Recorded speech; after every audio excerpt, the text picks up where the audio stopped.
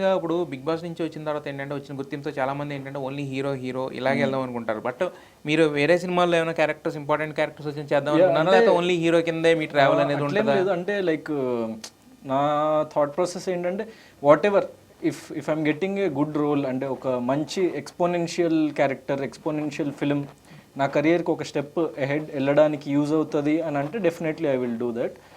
కానీ అంటే ప్రస్తుతానికి మాత్రం నేను నాకు వస్తుంది అంటే విలన్గా అయితే నన్ను చాలా మంది చూడలేకపోతుండ్రు. So might be because of the softness అట్లా చూసి లుక్లు అట్లా. సో విలన్గా చూడలేకపోతే నాకు ఈవెన్ విలన్గా వచ్చినా కూడా ఎవరైనా ఇప్పుడు నాకు నాని అన్న లాంటి ఫిలిం అట్లాంటి వాళ్ళతో మంచి విలన్ రోల్ వచ్చినా కూడా I will definitely love to do that.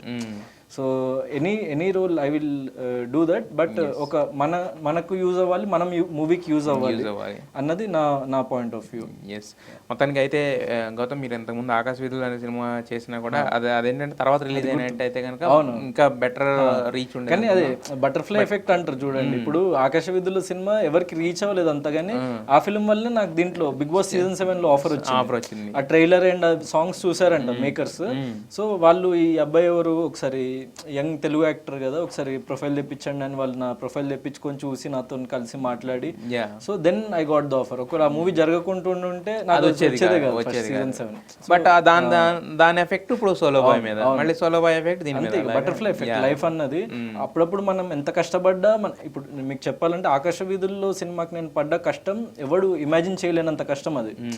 So big బాస్లో నేను పడ్డ కష్టం దాంట్లో నాట్ ఈవెన్ 5 to 10% యాక్చువల్ చెప్పాలంటే. కానీ నాకు ఇక్కడ వచ్చింది గుర్తింపు, అక్కడ రాలేదు. So life is like that. అంటే అప్పుడప్పుడు ఈయన అల్లు అర్జున్ గారు కూడా ఒకసారి అంటారు అంటే అప్పుడప్పుడు మనం పట్టుకుంటే మనకు సక్సెస్ రాదు, వదిలేయాలి లైఫ్ ని.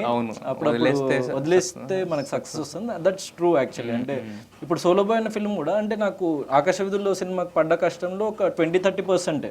ఎందుకంటే ఇప్పుడు నాకు ఒక టీం ఏర్పడినరు, నాకు ఒక రికగ్నిషన్ వచ్చింది. There are people to take care of a lot of things నా చుట్టూ ఉండే. ఫస్ట్ సినిమాకి ఏంటంటే అది మొత్తం నేనే డైరెక్టర్, నేనే యాక్టర్, నా భుజాల మీద 2.5 years మోషన్ అనమాట ఆ సినిమాని.